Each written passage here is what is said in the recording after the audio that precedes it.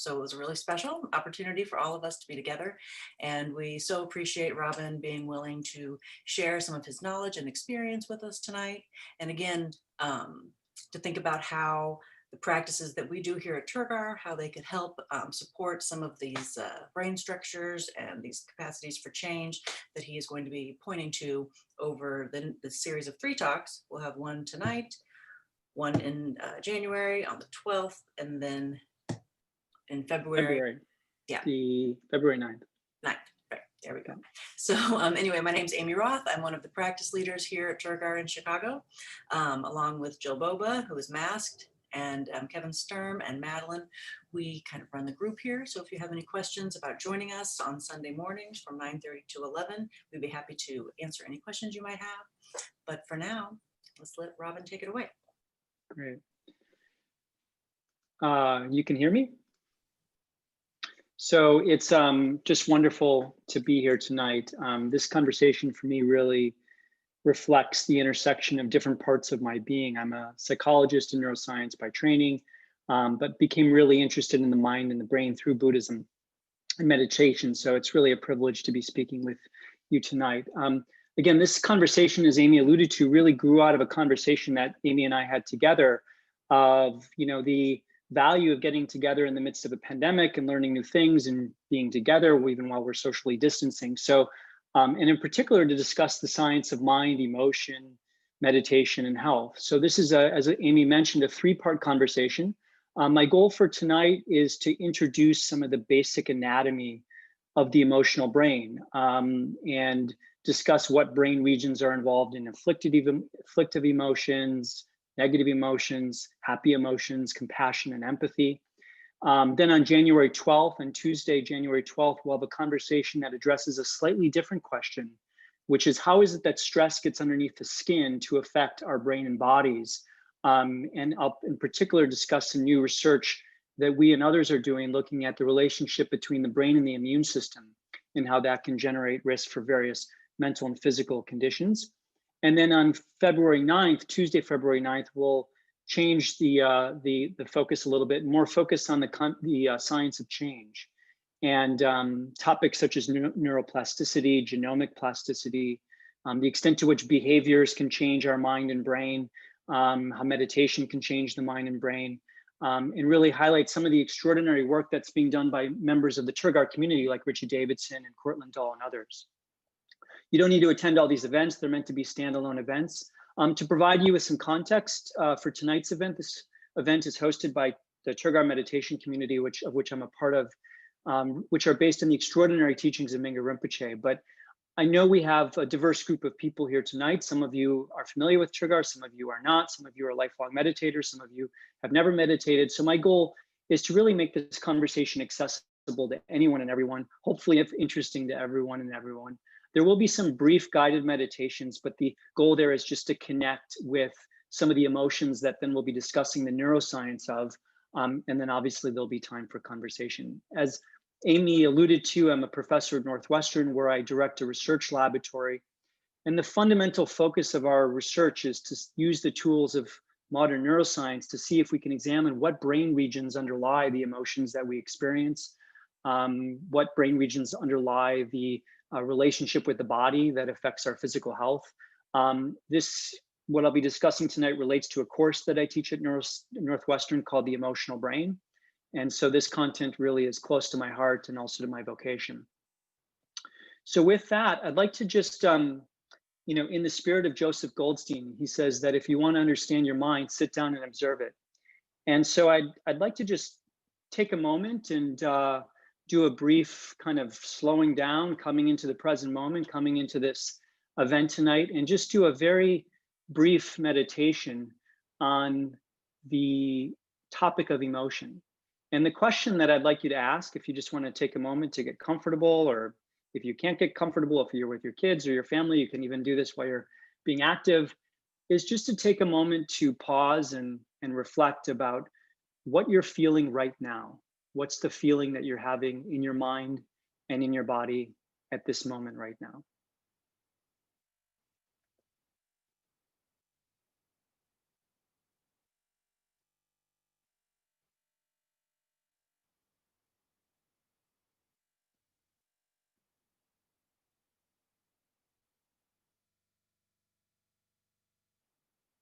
And if you can feel the sensation in your body, you don't have to label it, you don't have to interpret it, just sit with it as it is.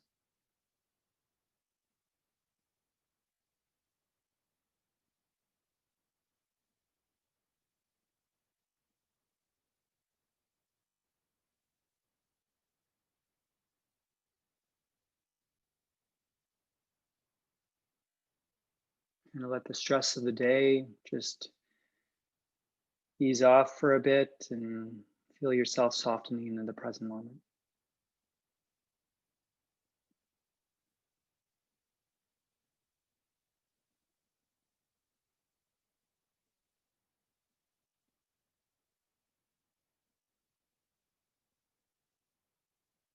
Thank you. So you can open your eyes, and what my intention for tonight is to discuss some of the regions of the brain that are involved in underlying some of the feelings that you might have had in this moment. So I am going to share some slides just to provide an anchor for the talk. I'll kind of bounce back and forth between slides and non-slides. But let's see here.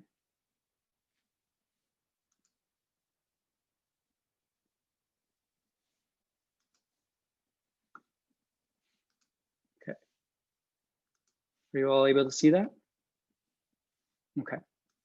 So I just want to start with a quote by the Dalai Lama, in which he says, modern science doesn't include a deep understanding of the workings of mind and emotion, but some scientists are showing an interest in finding out. And we need to cultivate emotional hygiene, learning how to reduce anger, anxiety, and fear.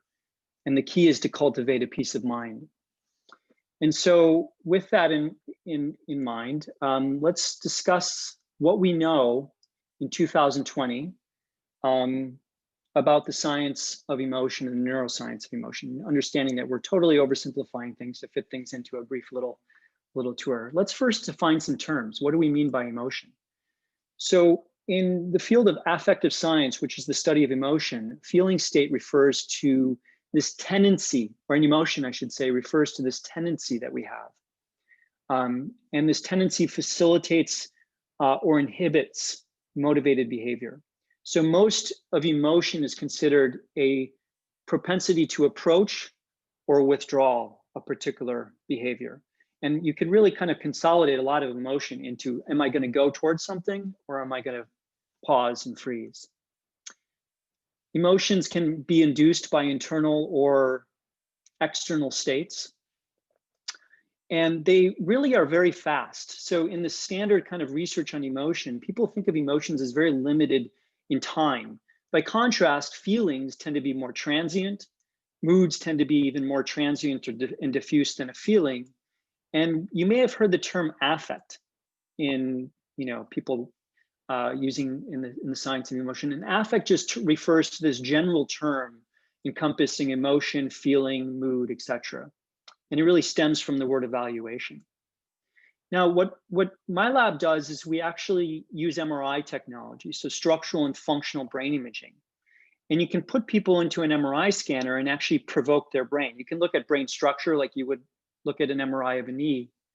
But you can also look at the brain and the anatomy of the brain. But interestingly, you can also look at the function of the brain using a technique called fMRI. And this can allow us to generate these pretty pictures. This is a structural MRI, just looking at the structure of the brain. This is a image of a technique called diffusion imaging, which looks at the wiring of the brain. We'll talk a little bit about that. And this is a technique that is called fMRI, which allows us to look at the function of the brain. Now, to totally oversimplify things, but you need to oversimplify things for a conversation. I think you can really break the emotional brain down into 3 pillars. And I'm going to anchor our conversation tonight around 3 various pillars of the emotional brain. The first are brain systems that are designed to facilitate threat processing. And really the core of these threat processing systems is designed to facilitate a freezing response.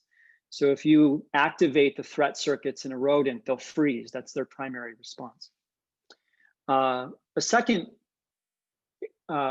system or pillar of the emotional brain are what are called reward-related brain systems. These are the brain systems that are designed to get you to go forward to food, to rewards, to things that you want in your environment. And the last part of the emotional brain that we'll discuss is this piece of tissue right behind our forehead called the prefrontal cortex, which relates to things like executive control, emotion regulation. I'll discuss a little bit the important role that this part of the brain has in the representation of emotion and consciousness. And so this is kind of often referred to as the executive control center. So the first tour that I want to take in terms of our emotional brain is the tour of our threat brain, the tour of the brain systems that are involved in often maybe our more afflictive emotions, very adaptive and important emotions, but emotions that are involved in threat. And with that in mind, I just want to take a moment to, again, have you pause and think of a stressful, not the most stressful experience in your life, but maybe just think of something stressful that you experienced today. Something that got under your skin and evoked a sense of fear or threat.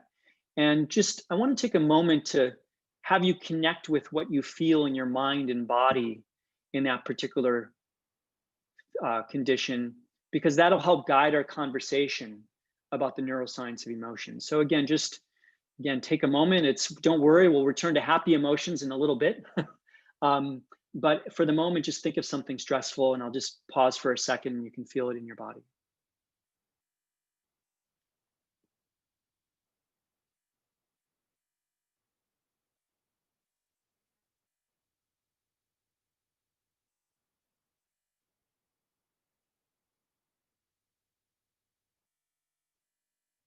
Okay. So the goal that we have next is to understand what is happening in your brain and body that underlies that experience of stress. The people on the photo coming up on the next slide is one of the best examples that I've found of a pure, threatening, fearful experience. And this is a picture of people walking through a haunted house. They do this every year on MSNBC's website. And what you can see here is that they're walking through a haunted house and everyone's in the dark and it's totally scary. And all of a sudden, you know, they turn on the lights and this really loud sound comes on and everyone, you know, goes into their fear response. They go into states of fear, states of freezing, and states of panic. And what I like about this series of pictures is it really captures the range of fearful emotions that we can experience. So, you know, this person here, hopefully you can see my cursor. This person here is, you know, kind of mildly amused about the fearful stimuli. And then we experience the entire continuum to complete, you know, unfiltered panic. And this family is experiencing the event. You know, the daughter and the mom are panicking. The dad's kind of enjoying it. If you think it's a gender effect, it's not. This guy's completely melting down while his friends are kind of watching with amusement. And this woman, while this woman is absolutely panicked, this guy just seems completely unfazed. You see a little bit of a tight grip, but it's interesting how unfazed he is. So this is the beauty of the emotional brain, is that there's not only brain systems that underlie our experience of emotions, but there's huge variability in people's responses to emotions. And we can actually bring people into the laboratory and do mild variants of this task and understand what's going on in the brain as people are experiencing various emotional states. I think you've probably all heard of one particular brain region that's associated with threat. Anyone want to unmute themselves and think and mention or describe the brain system that they often think of when they think of threat?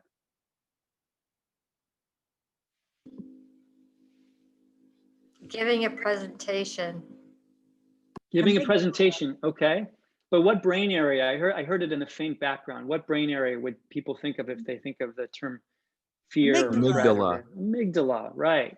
So let's take a tour of the amygdala. This is our first stop on the tour of your emotional brain. So this is the amygdala. This is a picture from an MRI image from my lab. You can see that you've got, this is a structural MRI image here, and we have a little color coding on both sides. You have two amygdalas, one on the left, one in the right hemisphere. This is an image of the brain as if you were looking from behind somebody. And the amygdala is typically associated with a feeling of fear, and threat and defense and various kind of stressful states. But what's interesting is the amygdala is actually a bit more nuanced than just being about fear. In current research on the amygdala, oops, and I hope I have the right slides. The amygdala is actually not just about fear, it's actually about salience. It's about what's novel in your environment, what's unique in your environment, what's important in your environment. And it turns out that both positive and negative stimuli can be relevant to you in your environment, but the amygdala has a bias towards fear, but it actually also activates to happy, positive, or rewarding stimuli. But the amygdala is clearly involved in fear processing, it's involved in threat processing. One of the things that's very intriguing about the amygdala is that there are two kind of parallel systems that we may have actually experienced in our own minds. So I want you to imagine that you're walking down in the woods and you see this kind of cylindrical shape outside of the corner of your eye. And I want you to imagine that you kind of startle when you see that, and you jump and you kind of bounce back and you kind of have that feeling of, oh my God, it's a snake. But then maybe 500 milliseconds later, you realize, oh, it's just a stick. And this is actually a really deep kind of insight into the nature of fear and the nature of threat processing in the brain. And what it does is it highlights the fact that there are actually two roads in the emotional brain to the amygdala. One is a very, very fast road. You can see it right here. It's called the low road. This is the work of Joseph Ledoux. And it's basically right from the eyes to this area of the brain called the thalamus and right down to the amygdala. And it's crude and it's fast and it's kind of a very fast responsive system that we have to threat. By contrast, there's another set of information that goes through the thalamus to the visual cortex, higher parts of the cortices, that then actually come around and update the amygdala and provide a more nuanced kind of update. And you experience that when you're walking in the woods, when you're seeing that first kind of experience of fear, and then you get that updated information that it's just a stick. So this really maps onto our understanding of the anatomy of the amygdala, and actually various kind of anxiety conditions have been related to this low versus fast road of the amygdala. And related to that, this is an area of the brain that's clearly been implicated in anxiety and stress. The amygdala is active and a bit hyperactive in many conditions like anxiety and trauma and phobia and fears. And so even though the amygdala is involved in both positive and negative emotion, it has a particular bias towards threatening and negative emotional states. This is a complex slide. I just want to bring your attention to a few points on this slide, which is that what you can see here on the right, this part that's highlighted in red, these are often experiences we have in our body when the amygdala is activated. So when your amygdala is activated, your heart rate starts to pick up, your blood pressure increases, your pupils dilate because you're trying to gather more information. The amygdala modulates the respiratory system, where it affects your breathing rate and your panting rate. We see this in panic. There's this big shot of this hormone called norepinephrine throughout the brain that increases attention and vigilance. And one of the primary things that the amygdala does is initiate freezing behavior. So it makes you pause, it makes you freeze, it makes you kind of stand in place and basically not move. And this is highly adaptive from an evolutionary perspective. But when we're living with high levels of amygdala all the time, it can really create a fair amount of fear. So the amygdala is involved in activating all of these areas of the brain that are involved in homeostasis, and that can create these feelings of anxiety that we have in our body. The next point I want to make on the amygdala is that the amygdala is really connected to almost every other part of the brain. So we think of the brain as a set of separate islands or separate regions, and each brain area does this or each brain area does that. But it turns out that no brain area exists in isolation with other brain areas. This is a very Buddhist concept in the idea that all things exist in their relationship to other things. And so this is a computer rendering of all of the outputs or pathways out of the amygdala to the rest of the brain. And what you can see here is that the amygdala is modulating essentially the rest of the brain. There are direct pathways from the amygdala to your visual cortex, which means that your salience and threat processing is actually affecting the way with which you're perceiving the world. There's outputs to memory regions, outputs to other emotion regions, to cognition regions. And this brings up a point that I think is really important to make in this conversation on a tour of the emotional brain, which is the following point. There's no part of our brain that does purely emotion and purely cognition. There's no part of our brain that kind of has a clear division between emotion and cognition. Emotion and cognition, emotion and thought are highly interconnected biologically, psychologically. There's this constant kind of relationship between the two. And areas of the brain that we think are involved in cognition are also doing emotion. So the idea of a thought-emotion divide is a little bit oversimplistic. This is a wonderful image from the Human Connectome Project that just shows you all of the pathways that are in the brain. These are what are called white matter pathways. And this just shows you and hopefully makes the point that the brain is fundamentally a communication system more than kind of a set of separate regions processing separate things in isolation, that it's really this connectome, this communication system. And that the amygdala and all of the respective regions are really connected with each other. So before we get to the next area of the brain, I actually just want to pause for a second and kind of say hello to all of you. You've all been buried in my Zoom. And oops. Oh, Amy, can you hear me? Okay. I just, So I'll just open it up and ask if anyone has any questions, any thoughts, any insights, any things that they'd like to discuss about the fear brain, the threat brain, the salience brain, any topics that we want to explore in more detail.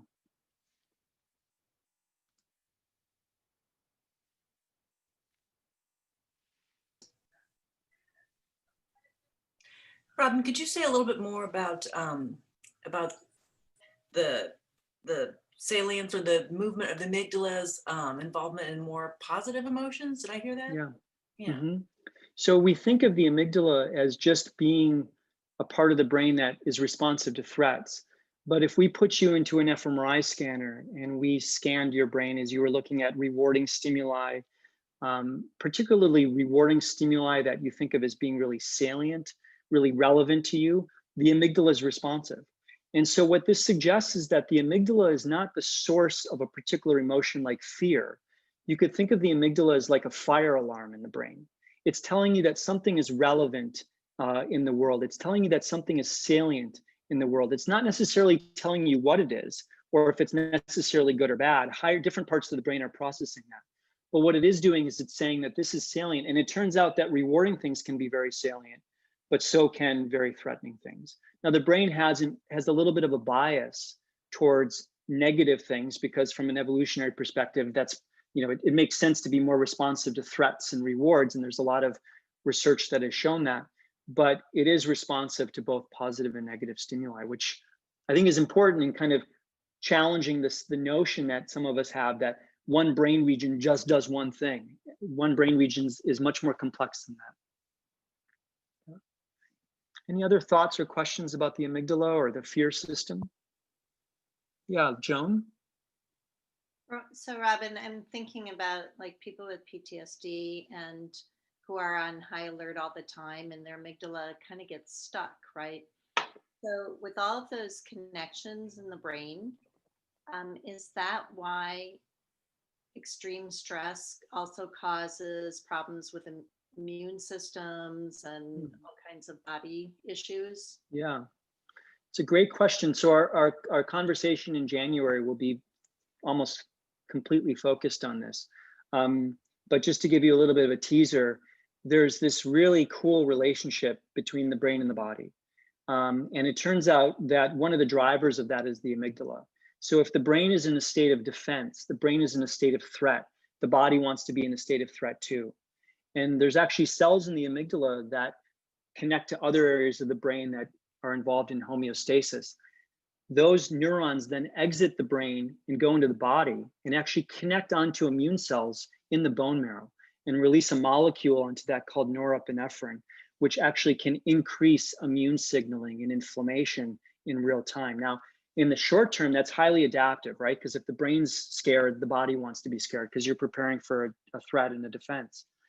But if that's chronic, that becomes the foundation for a lot of stress-related illnesses, right? What's also interesting, we'll talk about this in January, the body actually can affect the brain. So the immune cells that are in the body actually can traffic to the brain and modulate the brain systems that we care about. And that makes sense too, because if the body's in a state of defense, it wants the brain to be in a state of defense.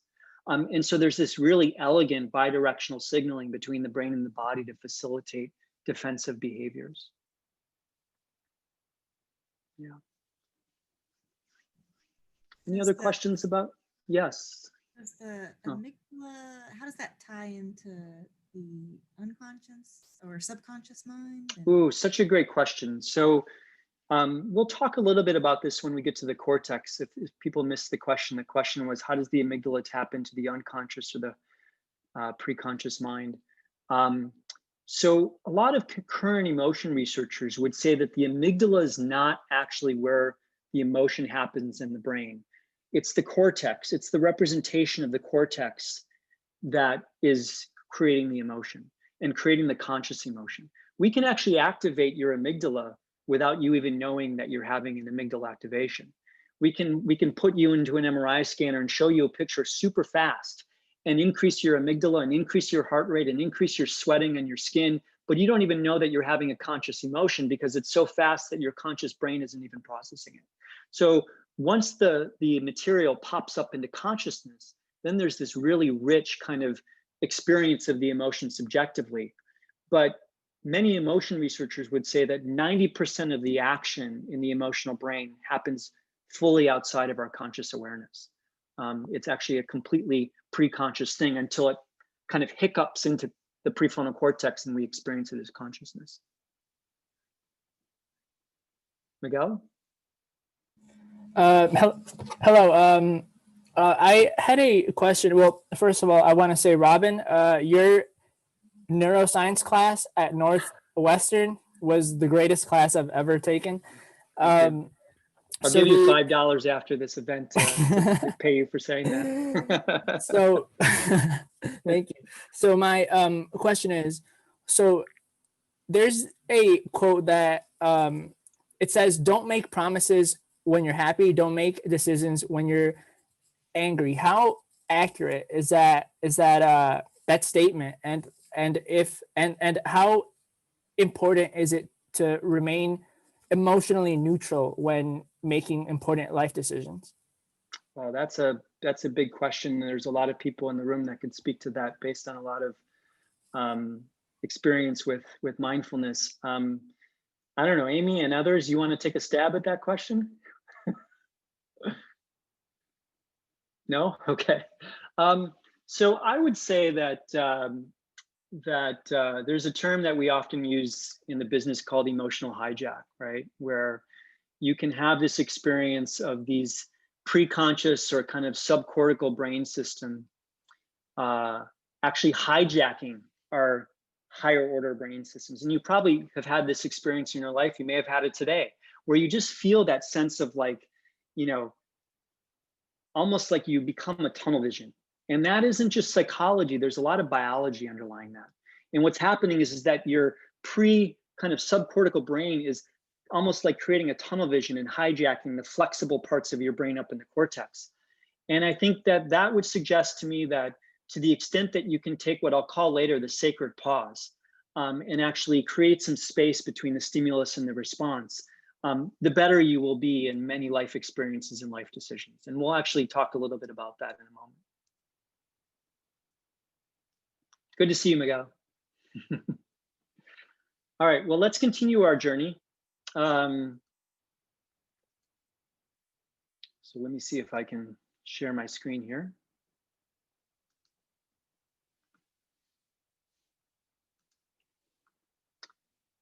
So the second part of the emotional brain that I want to discuss is everyone good? Can you see me? is the system of the brain that is designed to generate pleasure, to generate approach motivations, to generate what are often called reward-related emotions. And so in the spirit of this being a more experiential conversation, I'd invite you to just take a second to maybe think about a really good experience you had today, to think about a reward that you really enjoyed, or a sense of service that you participated in, or a meaningful moment with your partner, and just kind of take a moment of feeling that in your body, and maybe contrast it with what you felt when you were reflecting on threat or fear.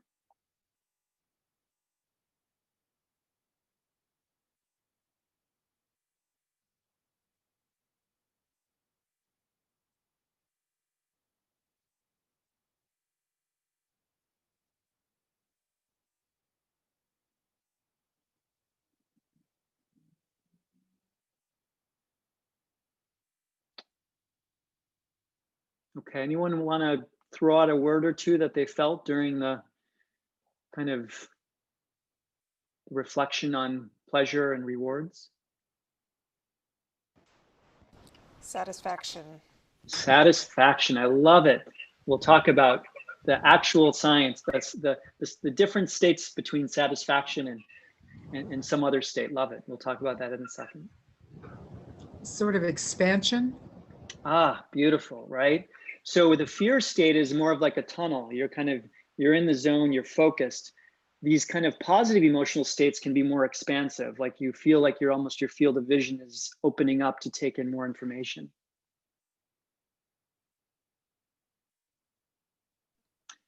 Well, let's take a look at what's going on in those brain states. So this is the second brain area that I'd like to introduce to you today.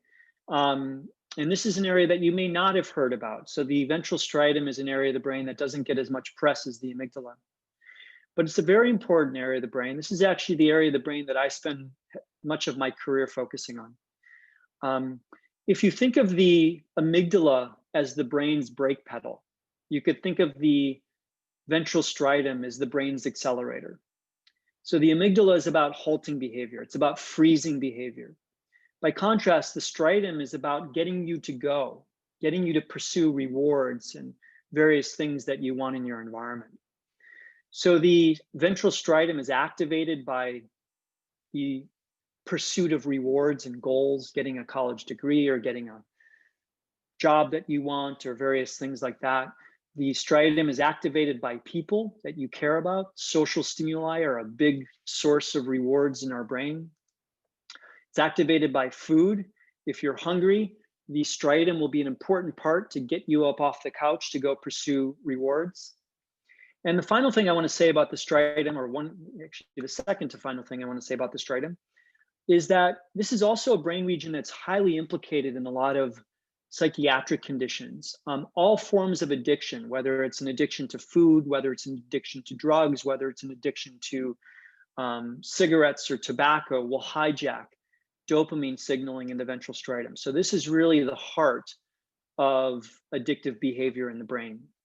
It's also an area of the brain that's been implicated in depression and mania and ADHD, addiction, obesity has been implicated with striatal abnormalities. And so you can think of that anything that is involves disruption to motivation, involves disruption to kind of approach-oriented goals will affect the striatum. So somebody mentioned the word satisfaction, maybe it was Mary, and this is I think a really important insight into the emotional brain, and particularly the context of reward.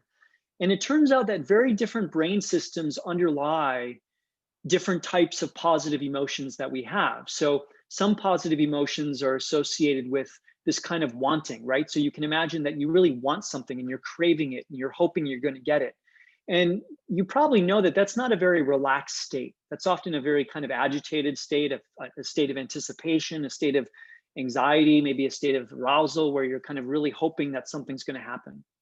By contrast, that moment when you get the reward and you sink your face in the cake and you savor, and maybe you get the reward and you have the satisfaction, it turns out that that's actually associated with a different set of neurochemicals in the brain. And so this wanting state tends to be more dopamine driven, and the savoring and satisfaction state tends to be more associated with chemicals like the opioids, the endocannabinoids. It's not coincidental that the drugs that people use, cocaine, heroin, marijuana, target these pleasure reward systems. People aren't going out and taking drugs to activate the amygdala. They're taking drugs to kind of activate these positive reward systems. Now, what's interesting when you think about this wanting, this is something that we often see in the Buddhist literature, this kind of idea of a hedonic treadmill, which is that this kind of just staying busy, doing stuff in order to kind of not have to stop and pause and maybe feel the anxiety that we feel if we just quiet down. And that's really a wanting phenomenon where the dopamine system can independently kind of just be on this treadmill of going and going and going. And you really see this in addiction. So people who are addicted to various substances will often come to hate the substances to which they're addicted.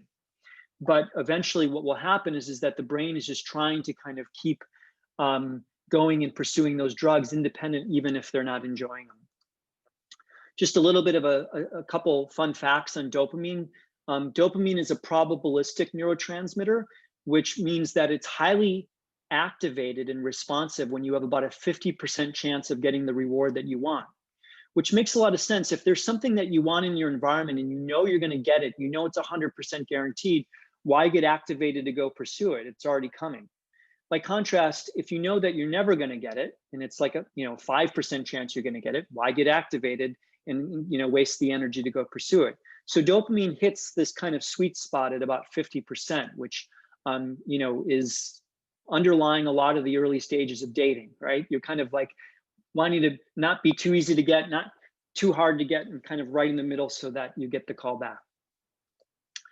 Dopamine is also about learning, and it's the primary chemical in the brain that's involved in what's called reinforcement learning. And what's interesting is the brain really likes to learn unexpected things. And this kind of explains some of the science of text messaging and kind of these pings and Twitter messages and all that, because they're unexpected, they're not anticipated, they're an unexpected reward, and it creates a big ping in the brain and a big shot of dopamine. And the last thing I'll say here is that dopamine is a habituating molecule, that nothing really is as ever good to the brain as the first time you do it. And this makes sense from an evolutionary perspective, because you don't want to just kind of rest on your laurels. You want to continue to pursue rewards in our evolutionary history. But we now live with these brains that habituate to to rewards. And then it's kind of like drinking salt water, right? The more we consume, the hungrier we get. And this also really gets into the science of addiction. And if you want a wonderful overview of this dopamine kind of hedonic treadmill, I'd encourage you to read the opening section of Robert Wright's Why Buddhism is True, where he really talks about the neuroscience of craving and how that plays into our understanding of Buddhism. Just to spend a moment more on dopamine, I want to just show you what the brain looks like in addiction and how strong of an effect addictive molecules can have on our reward system. So this is a study that's done by Nora Volkoff, in which she gave people methylphenidate, which is Ritalin. And Ritalin is essentially activating the same pathways in the brain as cocaine. And what you can see here is that she had people in the study who were addicted to cocaine, and she had people in the study who were not addicted to cocaine. And what's kind of potentially counterintuitive is that the people who are addicted to cocaine have more activation in the ventral striatum. Hot colors here actually reflects more activation. By contrast, people who are not, who were addicted to cocaine actually have cool colors. And the idea here is that this is a window into the hedonic treadmill. When you're using an addictive substance over and over and over, your brain is actually reducing the number of receptors that it has available to bind to that substance, because it's wanting to protect itself. And so you need more and more and more and more of the substance in order to get the same effect. And that's one of the curses of addictions. Another topic I want to mention is that the the ventral striatum is not just purely about selfish hedonic emotions. It's also activated by pro-social emotions, emotions of giving, emotions of compassion, emotions of empathy.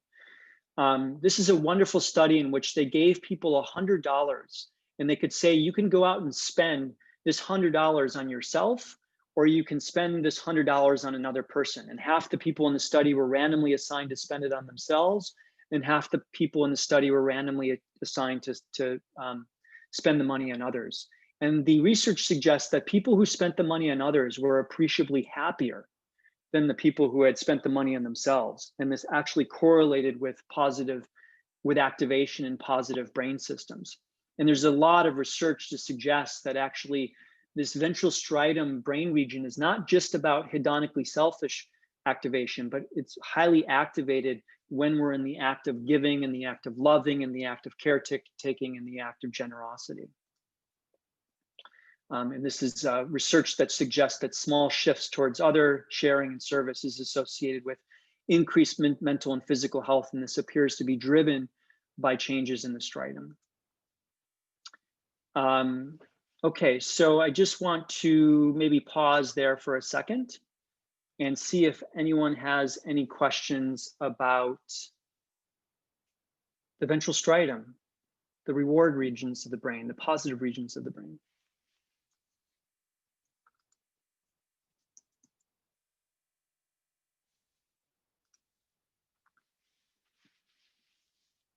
Yeah, Joan. So I'm wondering, when you said that dopamine was probabilistic and there's that sweet spot at 50%, so that has to do with dopamine production. Is that correct? So the amount of dopamine. Yeah, it actually has to do with dopamine production. So in response to something. Yeah, so you can do this. Oh, I'm sorry. You can do this research in where you do a technique called microdialysis in rodents or primates, and actually look at the generation of the molecule dopamine, and you can see that it's higher rates of dopamine production at these kind of 50% probabilities. This is the work of a scientist named Wolfram Schultz. So it's perceptual, right? So somebody who has very low self-esteem might be at 5%, oh, it's not going to happen, why bother? So that's how it would impact motivation. Right, so it's a great question, and we'll talk a little bit about this later. I'll show you some of the science of depression in a few slides. But what we know, this goes back to this idea that there's really a lot of individual differences in the mind and in the brain, right? And one of the individual differences that people have is in their cognitive views of whether they're going to get something good in life, or what their standing is in life, or their what's often called their kind of cognitive views of themselves. So you can imagine that one person kind of has the perception that, of course, I'm going to get what I want. From their own mind, they may view something as 100% of an outcome, whereas another person might say, for the same event, there's no way I could do that. Right? I'm not good enough. I'm not strong enough. I'm not smart enough. And they would show a very different profile of dopamine. So when I'm talking, I think you hit the nail on the head. When we're not talking about probability and reality, we're talking about probability and perception. And two people will view the same event in a very different way, and that will affect dopamine production and other types of things like that. Right? Great question. Other questions? Robin, Amy? would you say that that like these sort of acts of service or what have you, that they change the structure of that part of the brain? Yeah, so it's a great question, right? This is the chicken or the egg question. What comes first?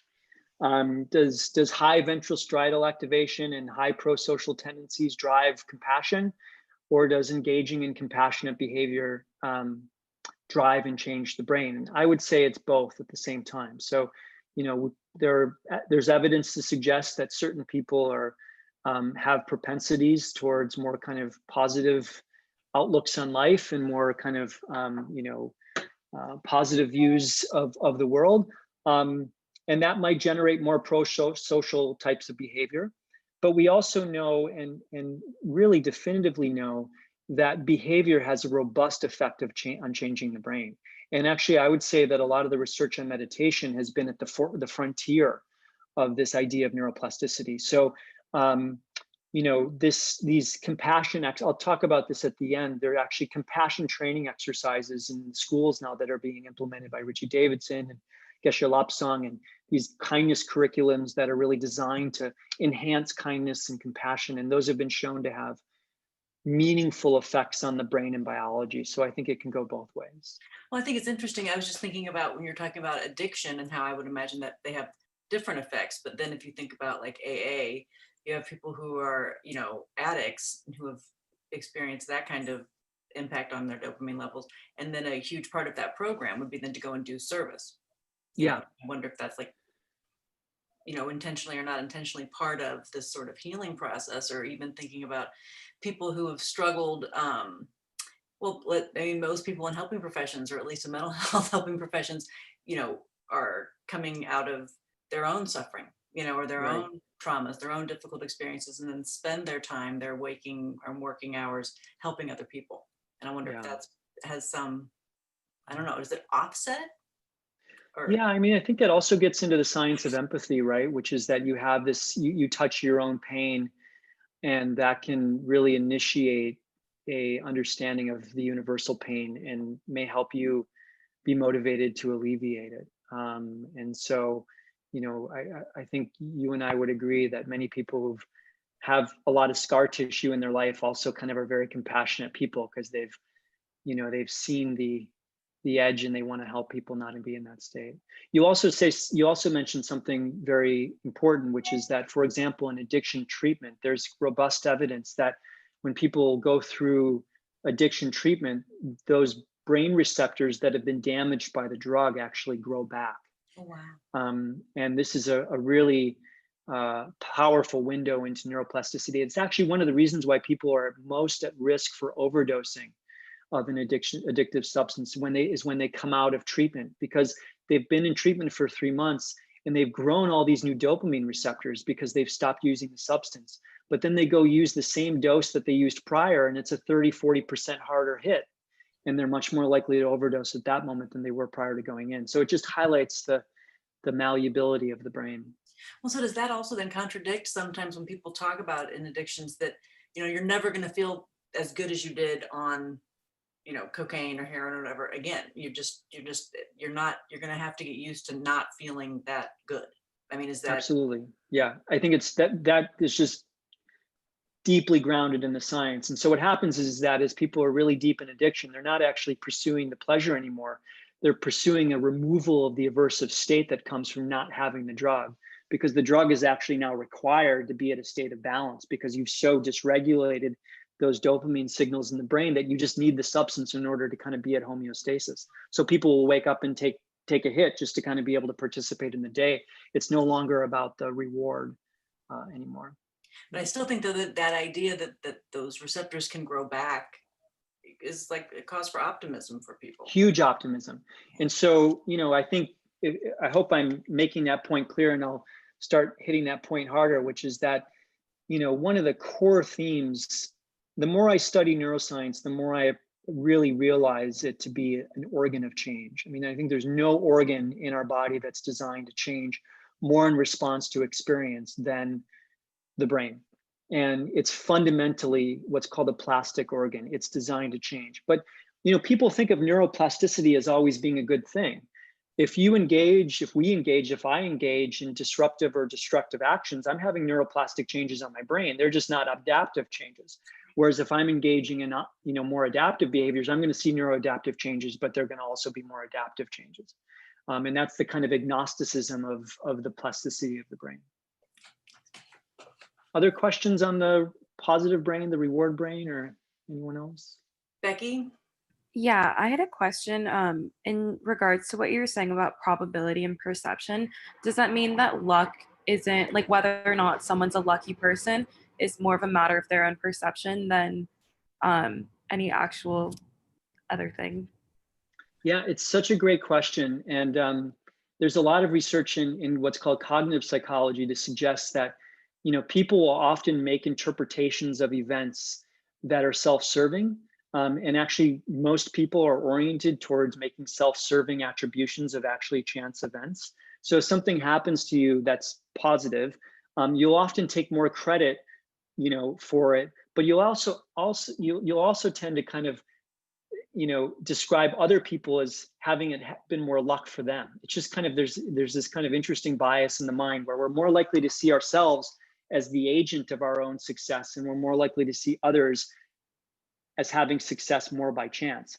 Now, you might say, well, that's really selfish, and which it is, But it turns out that people who are more prone to depression have a harder time doing that. They're more prone to kind of see themselves as getting good things by chance and seeing other people as getting good things by their own efforts. So even though there's a selfishness of saying, yeah, I did this and it was all me, you know, I'm being a little bit glib here. There is a kind of a protection that's embedded in that because life's hard. And if we just viewed things as they actually all are all the time, we'd get probably a little depressed. There's actually a theory in clinical psychology called depressive realism, which suggests that depressed people see the world actually more accurately much of the time, so that, you know, you kind of want to instantiate this kind of self-protective layer of, you know, nope, it was me, it wasn't luck. And that will definitely affect dopamine signaling. Yeah, Yvonne? I just have a question. I wanted to go back to the experiment with having people with the $100. Mm-hmm. And if generosity and kindness and those kinds of things cause a dopamine, a pleasure response, is there danger in it becoming like any other food or drug and not ever being enough? Like I just can't be generous enough today. Yeah. And I was thinking about this term that's come into being lately about compassion fatigue.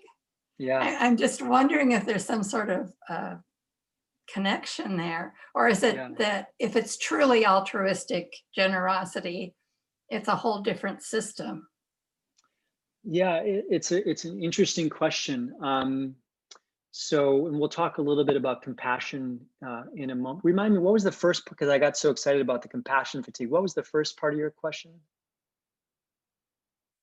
Well, that the people that gave the $100 away were stimulating the same part of the brain that of first-time drug use or whatever. So I think your question that triggered me was like, can you become, you know, Pema Chodron has this great quote, she calls it idiot compassion, right? Which is that we just walk around being like a compassionate doormat and we're giving everything to everyone and we're not taking care of ourselves. And, you know, in some respects, you can imagine that like an idiot compassion is a little derogatory, but it's a compelling phrase. I mean, that clearly becomes the reward system for that person, right? They're getting their sense of purpose, their sense of meaning, their sense of kind of dopamine hits from the reinforcement of giving to another person, which is incredibly powerful. But I think there is, you know, a lot of compassion fatigue in that context. There's been some research on compassion fatigue with medical providers. And what they actually find is that people who really are truly compassionate actually get less fatigued compared to people who kind of aren't having that high level of compassion. And so I think there's almost like a wise compassion where you're able to do it, you're able to take care of yourself, and that really fuels you, but you're not just kind of doing it in a way in which it's you being a doormat. Great question. It kind of makes me think of codependency. Codependency. Almost like addiction to compassion or something. Absolutely, right. So, you know, and that's a whole separate topic of self-worth and various things like that. But clearly in that situation, there's probably a competition between brain systems of threat where they're afraid of being left and rejected, coupled with placing such a high value on being with the person to which they're codependent. Then Robin, can you differentiate between empathy and compassion? And you know, I've heard the Dalai Lama say that there really isn't any such thing as compassion fatigue. I'll talk about that. I'm gonna talk about the neuroscience of empathy and compassion at the end, and go into some research on that particular topic. Absolutely. Then just one, I saw someone, Atrick, did you have your hand up? I'm sorry. Oh, did Atrick? Yeah. Hi, Atrick. Hey. Yeah, no, I was just going to ask about compassion fatigue as well. So I think that was covered. Yeah, we'll pause on that for a second because we'll go into, you know, some of that work in a few slides. It turns out that empathy is fairly taxing and compassion is fairly reinforcing, and a lot of it has to do with your ability to take action, and we'll go into that in a second. Before we go into the last part of the brain that we'll be talking, I want to just briefly touch on two other parts of the brain that and I'll stay just in this view, not do slides for this. Just kind of be more connected to y'all. There's another area of the brain that I think is important to mention, which is the hippocampus. You may have heard of the hippocampus. This is an area of the brain that's associated with memory. And one of the points I want to make about the hippocampus is that it's actually biologically right next to the amygdala.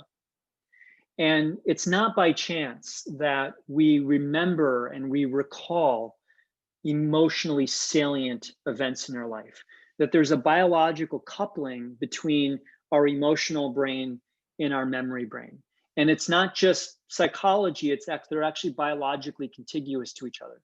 So it's hard for us to remember completely average, normal events in our life. It's pretty easy for us to remember highly salient and highly rewarding events in our life. And that makes a lot of sense.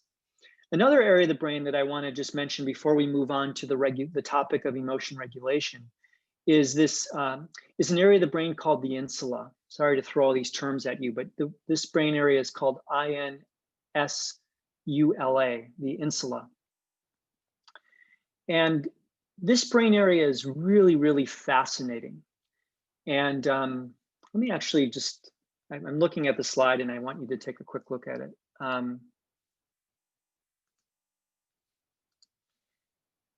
And then we'll move into the idea of emotion regulation and the prefrontal cortex.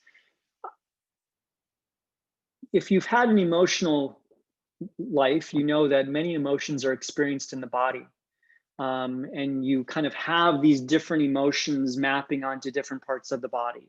This is a really cool study that was done in the Proceedings of the National Academy of Science, where they just simply asked people to point in their body where they had a particular emotion. And it turns out that there's an area of the brain that's really essential to the neuroscience of feeling emotion in the body, and it's called the insula. And the insula, if you kind of peeled your brain right here, you'd find almost a little miniature brain below the brain. And this is called the insula. And the insula has literally a map of the entire body in it. And it's really where you see a convergence in the brain of emotional pain, physical pain. It has this kind of viscera map in the body. So if you have an emotional feeling in your gut, the insula is highly implicated. The insula is increased in depression and anxiety. People with a lot of negative emotions often have high insula activation. There's this amazing connection between the insula and feelings of morality. So if we were to pump a smell of sewage into all of our rooms right now, the insula would be highly activated because it's kind of an area of the brain that responds very heavily to disgust. But if I was going to have you read a vignette about like a Ponzi scheme or some really morally offensive behavior, what would be activated in the brain? The insula. So you see this, how kind of our morality is actually connected to this kind of deep sense of viscera in our emotional body. And it's just a really fascinating area of the brain. So I just wanted to mention that as part of our conversation. Okay, so the last part of the brain that we'll talk about tonight is this executive control system. And so I want to do one last kind of guided pause and just have you think for a moment. This goes a little bit back to Miguel's question. Think for a moment of a time when you had a really hot emotion, a really strong emotion in your brain, and you really fought with yourself about whether to act on that emotion, whether to act impulsively and just act out and say the thing you want to say, or active aggressive or something like that. So just take a moment and tap into that experience, because that's what we'll be discussing next.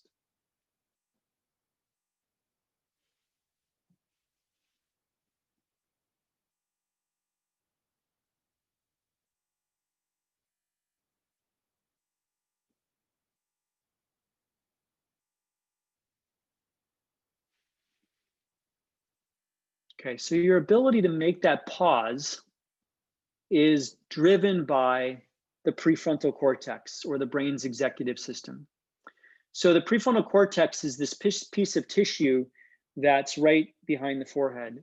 And this is a piece of the brain, or part of the brain, that is especially unique to humans. Humans have a much larger prefrontal cortex relative to non-human primates and other mammals.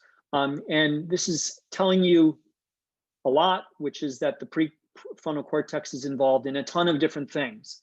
So I'm kind of oversimplifying it by just focusing on emotion. But I want to bring your attention to two processes about the prefrontal cortex that we'll be talking about tonight.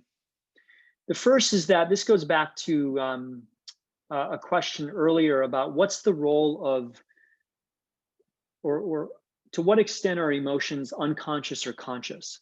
And that turns out to be a really interesting conversation in neuroscience. And so I've been kind of giving you a bit of an oversimplified view of emotion, which is that I've been discussing specific brain areas as if those brain areas are the source of a particular emotion. But it turns out it's more complex than this. And this is the work of Joe Ledoux, who's done probably more research on the amygdala than anyone on the planet. So Joe historically kind of called the amygdala the fear region of the brain. But what then he started to, kind of come around on is that the amygdala is not the fear region of the brain. The amygdala is a part of the brain that activates a lot of vigilance and salience in the brain. The part of the brain that actually experiences the fear consciously is up in the cortex. And the idea that I'm trying to make here is that these areas like the ventral striatum and the amygdala and the insula are not the source of conscious emotion. They're just pre-conscious brain systems that are doing motivational mechanisms to kind of facilitate ancient evolutionary challenges that we faced. What we experience as an emotion is the representation of those ancient motivational challenges in the prefrontal cortex of the brain. And so what you really experience as a conscious emotion is that which pops up into consciousness. Now that says two things. One is that a lot of our behavior is driven by unconscious processes. And it also says that what we experience as a conscious emotion is just a sliver of what our emotional brain is. The third thing it does, though, is I think this is really important, is it gives us, I would say, a lot more flexibility in our emotional life than we particularly think. If emotions are not so much just happening to us, but there are interpretations of motivational states, we have a lot more room to interpret those motivational states in a more adaptive and positive way. And it makes me think of, the wonderful story that Mingyur Rinpoche talks about with panic. So Mingyur Rinpoche, for those of you who don't know, is really the guiding teacher of the Tergar organization, wonderful and extraordinary meditation teacher. And he talks about how he had a lot of panic as a child, and these, kind of amygdala hijacks would happen to him, and he would create all of these catastrophic stories around it. And eventually he started to realize that these were actually great teaching opportunities. These were the avenues to actually understand emotion. He totally rechanged and reoriented his perspective of this motivational state. And all of a sudden they became more celebratory to him than something that caused panic or something that caused avoidance. And I just think this creates this kind of room for freedom that we can have to really approach these ancient brain systems in a more flexible way. The other point I want to make about the prefrontal cortex is this idea that not only is it involved in representing conscious emotion, but it's also involved in pausing behavior when we're feeling a lot of emotion. And this is what I would refer to as the sacred pause. And it's really beautifully summarized in a quote by Viktor Frankl, in which he says, between a stimulus and a response, there's a space. And in that space is the power to choose our response. And in our response lies our growth and our freedom. And I think another quote that really captures the power of the prefrontal cortex is by Robert Sapolsky, when he says, the frontal cortex makes you do the harder thing when it's the right thing to do. So it's this idea that this goes back to maybe Miguel's question of you're in that hijack, that emotional hijack, and you just want to do it. And the prefrontal cortex is the part of the brain that can create that pause. Now, this isn't just psychology. It turns out there's a really elegant wiring between the prefrontal cortex and these subcortical brain regions. This is one of the regions, don't worry about the term, it's called the Yunus fasciculus. I just want you to be aware that there's structural connections between your prefrontal cortex and your amygdala that help you create that sacred pause, that are involved in actually mediating or driving that, that hard thing when it's the right thing to do. So let me just give you an example of how this can play out in depression. This goes back a little bit to the question that was asked earlier.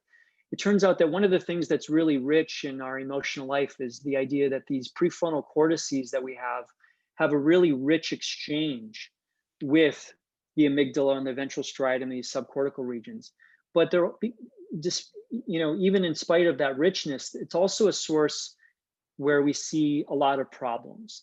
And the way that people talk to themselves in their own mind can really create a lot of problems in their brain. Let me show you this is a cartoon that summarizes a lot of data on this topic. So people can put people into an MRI scanner and have them look at threatening areas of like threatening pictures or threatening stimuli, and actually model their brain and how brain regions are related to each other while they're looking at that stimuli. And what we find is that people who really are at risk for depression, when they're looking at threatening stimuli, they have an increased of activation in the cortex. The cortex comes online and it gets engaged.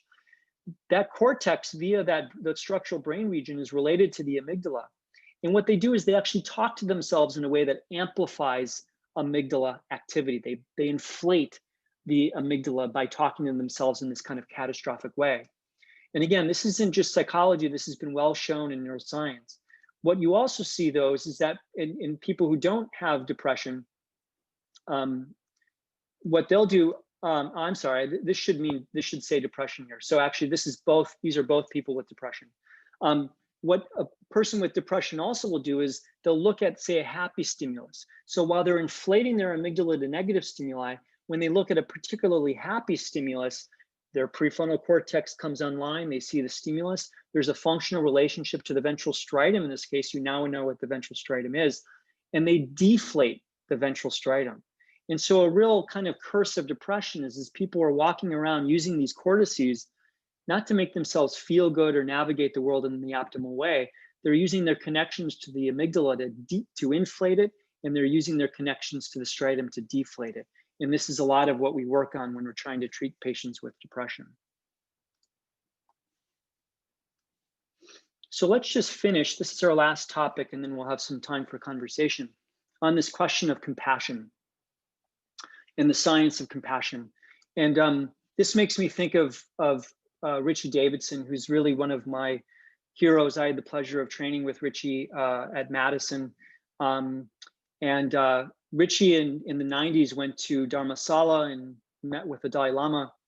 And the Dalai Lama said to Richie, all of you people are using neuroscience to study depression and anxiety and fear. Why don't you use these great techniques that you have to study love and compassion and well-being and more positive things? And so, to Richie's credit, he really came back from that meeting and put contemplative science and the science of compassion on the map in a profoundly meaningful way.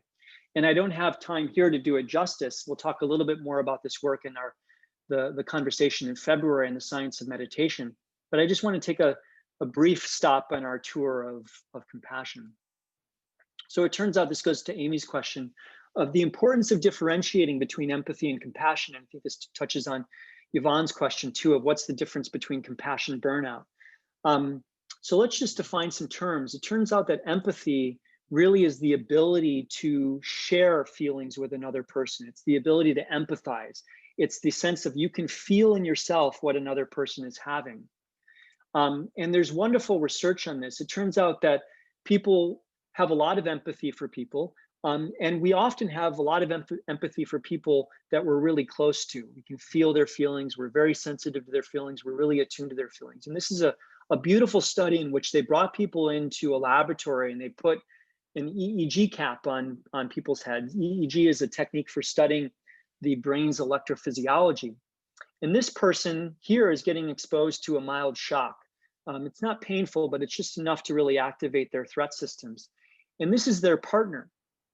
And what they found is that this is an actual communication of brainwaves, but there was a coupling between the person who is getting a shock, their brainwaves, and their partner's brainwaves. And the strength of the functional coupling between the person getting shocked and the brain and their partner was actually predictive of how much pain the person felt who was getting shocked. So again, this isn't some magical telepathy that's happening. It's just the extent to which their brain is in sync with each other. Is there a synchronization among the people? And so this just highlights that empathic people are walking around synchronizing their brains with other people's brains and kind of feeling and experiencing their emotions. By contrast, compassion is involving empathy, but it's also involving a capacity to relieve that suffering. And so compassion researchers would really see that as the critical difference between empathy and compassion. Empathy is the feeling state. Compassion is the ability to take some action. And it turns out that really highly empathic people sometimes have a hard time taking action that's compassionate because they feel the world so intimately that they get frozen. And this goes a little bit to Yvonne's comment. They get frozen and they aren't able to actually take action in many cases. And so compassion is the ability to take action in the midst of empathy. So they've done some cool studies in which they've looked at the brain in a purely empathic state versus a compassionate state. And it turns out that they're associated with fairly distinct brain regions. So if somebody's in a truly empathic state, but they can't do anything or they're unwilling to do anything to alleviate the suffering, they actually experience more neuronal activation in this brain area called the insula, which is associated with positive and negative emotions, but it's particularly associated with a lot of feelings of anxiety and kind of activation in the body. So a lot of highly empathic people who are kind of frozen in their empathy can have a hard time taking action, and they just sit in that feeling state. This is also characteristic of anxiety more generally. Whereas in a compassion state, when you actually have the avenue to take action to alleviate the suffering, this is the work of Tanya Singer, it suggests that you actually have an increase in ventral striatal activation because it's really rewarding to be able to take action and help people. So my final point that I'd like to mention is that there's this wonderful book by Peter Singer, who's a philosopher, in which he said we evolved brain systems to experience compassion and empathy for our tribe, for our in-group, for our immediate family, for our immediate, kind of biological group.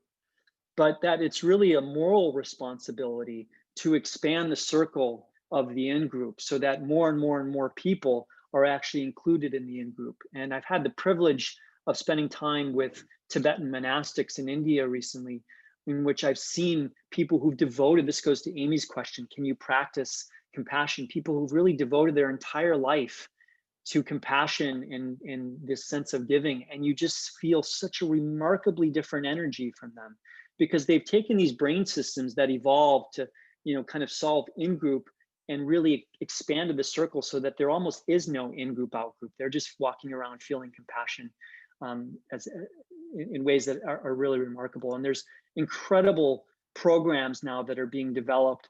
The Kindness Curriculum by Richie Davidson, C-Learning by Geshe Lapsang. I think of Amy's parenting program, really helping children, kind of get the seeds of compassion at an early stage. And I just think this highlights the receptivity that an early brain has to learn compassion and these various qualities. If you enjoyed some of the content that we discussed in this conversation, here are some books. I can send these slides around if you want to have this material. But these are some books I would recommend. The Emotional Brain is a great tour of the brain. Richie Davidson has a number of books here. These are really wonderful books that give you an overview of the emotional brain. And the last thing I just want to say is if you're free tonight at 9:30, there's actually a live webinar with the Dalai Lama that is going to be with Sanjay Gupta on compassion. Geshe Lapsang is a dear friend and colleague of mine who I'm working with to build a neuroscience laboratory in the Dalai Lama's monastery in India to actually facilitate more rich conversations between Tibetan Buddhist monastics and Western neuroscience. And so Geshe Lapsang will be leading the event, but it will be a fun event. Here's the URL if you want it. It's free and you can register up until 9:30. And with that, I just want to thank you. Here's my contact information. Please email me if you have any questions. And thank you so much. And we can have a little bit of time for conversation. And so any questions or comments or criticisms or all of the above? Madeline. Well, it's tempting to believe with all this information that we really don't have any control over anything. That it's all, you know, it's this complicated, elaborate machine, and we're just kind of experiencing it do its thing, and we just delude ourselves into thinking that we are in charge. So I was wondering what you thought about that. Well, it depends on what hat I'm putting on. If I'm putting on the kind of the Buddhist mindful hat, I'd say, you know, we have a lot of control. If I put on my skeptical existentialist, you know, you can get into some rich conversations of free will. I think, you know, like from my perspective, most things in reality don't involve simple answers, right? So I think on one level, who knows whether free will exists? We may just be creating post hoc narratives of pre-conscious brain systems that are hiccuping into consciousness.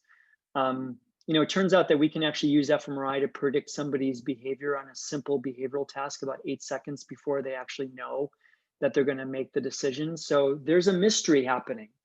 But with that said, I've been so compelled by the research of plasticity and the idea that people can change their brain, change their genomic profiles, you know, looking at epigenome and transcriptomics, and all these various things through conscious deliberative behavioral change. And so I would say that kind of both exist in my mind simultaneously. But yeah, you know, you could easily go down that path where, and a lot of existential philosophers have gone down that road. Has anyone looked at physical activity and exercise in context of impacting emotions and compassion, and you know what sector? I mean, obviously we know it has enormous health benefits, but I was curious about more the mind connection. Such a great question. So a dear friend of mine who's the chair of neurobiology at Northwestern said, if you can do one thing for your brain, exercise. And it turns out that aerobic exercise is probably the best thing you can do for your brain. Let me ground it a bit more into the brain regions we talked about tonight. So the hippocampus is an area of the brain that we discussed that's involved in memory, right? It's involved in the consolidation of memory. It turns out that the hippocampus is very affected by the environment, which would make sense because it's a memory region and it has to intersect with the environment. It turns out that exercise can actually facilitate the birth of new neurons in the hippocampus, what's called neurogenesis. In the 90s, we thought that you're born with a certain number of neurons and all that happens is neurons die. Now we know that we grow about 5 to 10,000 neurons per day, but we don't grow them all over the brain. We grow them in the hippocampus. And it turns out that aerobic exercises facilitates the release of molecules that actually generate new neurons in the hippocampus. That is good for memory. It's good for, you know, emotional brain regions. So aerobic exercise is really good. And it's not weightlifting, it turns out. It's actually more getting these kind of molecules associated with aerobic exercise.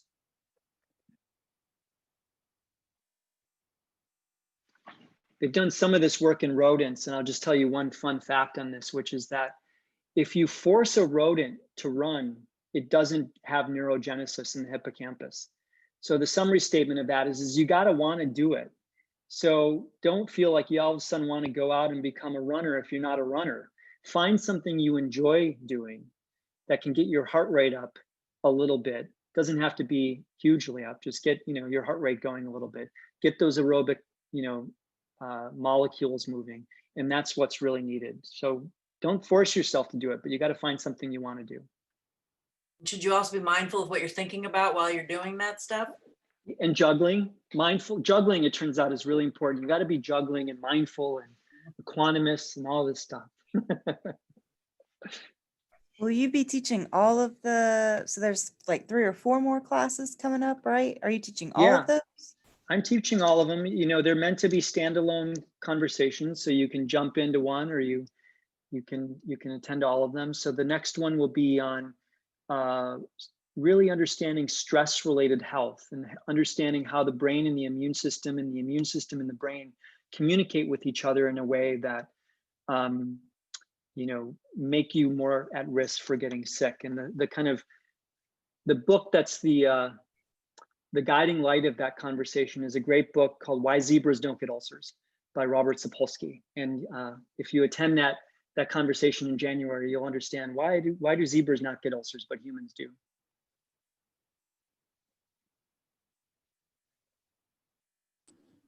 Robin, what's the role of the brain in the current political polarization that we're experiencing? It's a great question. If you want a wonderful book on this, you should read the book by Jamil Zaki called The Kindness War. And he talks a lot about the science of tribalism and how if you actually look at empathy in the 1970s and you compare it to empathy today, we're about 30% lower on empathy in 2020 than we were in the 1970s. And this is research that Jamil Zaki's done. He's a professor at Stanford. And I think there's been a remarkable decline of empathy.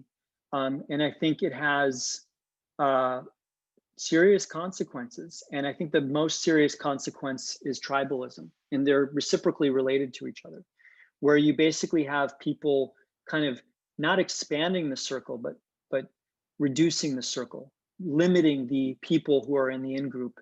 Limiting the people who are in the in-group and expanding the people that are in the out-group. And really what the brain is doing in that case is it's dehumanizing the out-group. And there's, you see this in use of phrases like illegal alien. I mean, that's just the brain basically dehumanizing another person so it doesn't have to include it in its own circle. And I think there's a lot of evidence to suggest that the brain is really good at deciding who's in and who's out. And if it's out, it's really good at dehumanizing that out person.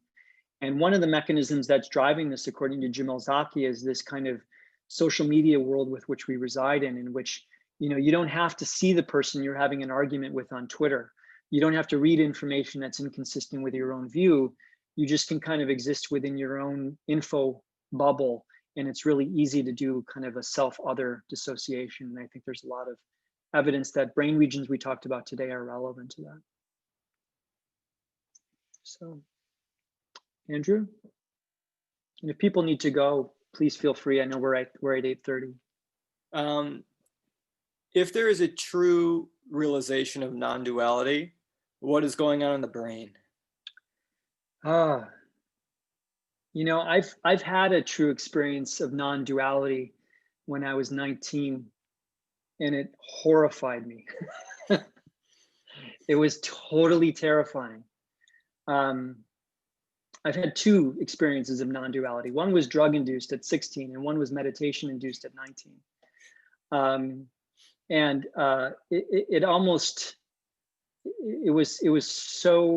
It's such an interesting question, and I'm telling you my story because it's something I've thought a lot about. I think that one of the ways with which we know that how non-duality works is through recent research on LSD. And what they find is that when people take LSD, you have a balkanization of the brain, which means that brain regions that initially were communicating with each other start to communicate less. And then in other parts of the brain, you have hyperconnectivity. So I think, people historically have had the view that there's a region of the brain with which consciousness resides. There's no real consciousness region in the brain. What we experience as consciousness, if you take kind of a neuroscience materialistic perspective, is consciousness is an emergent property of a very complex neuronal network. And I think what non-dual experiences are doing is they're inducing a disconnection between communication pathways that's creating kind of the illusion of dissociation. Or if you're a Buddhist, you'd say you're seeing your true self, which is that there is no true self. And so that's kind of the interesting window into it. But I'd say it's going to become a more interesting research topic with the rise of psychedelic science that's happening. When you were just talking, you said if you take the view of like a materialistic idea of consciousness, like a neuroscience view, what would be examples of other types of views or perspectives? Well, so, you know, a neuroscience view, and, you know, ultimately this is a bit of an agnostic topic, but a neuroscience perspective would say that every thought, emotion, feeling, hope, fear, and fantasy you have is an emergent property of the brain.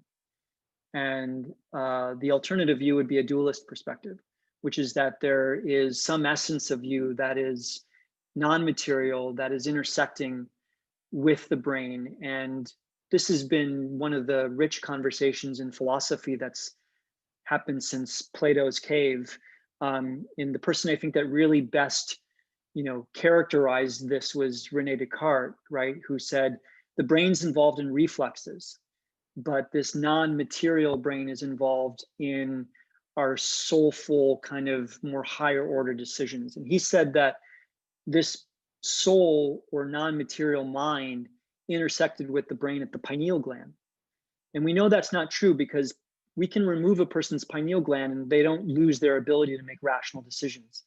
But it's fundamentally a mystery. I mean, I as a neuroscientist, I'm of the camp that I'm approaching everything from love to hate to fear and anxiety from a neuroscience perspective. But, you know, ultimately these are mysterious questions. But the perspective would be that there's something in the mind that's not material, that's not of the brain. Thank you.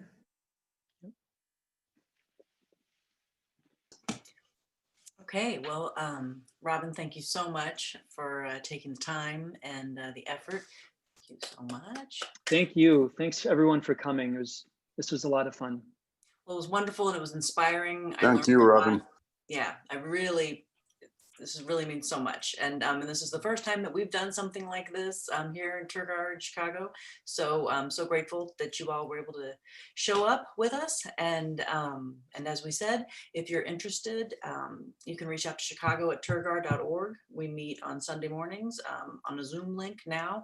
Normally, pre-pandemic, we met on the northwest side of the city in the Six Corners neighborhood, but for the foreseeable future, we'll be Zooming. So we'd be happy to send anyone a link if you'd like to join us. And as Robin said, we'll meet again on January 12th at this time. And I suppose the process will be the same. Send out an email and you can. And thanks to Amy and thanks to Madeline for all of the help. So this was really rich. Thank you.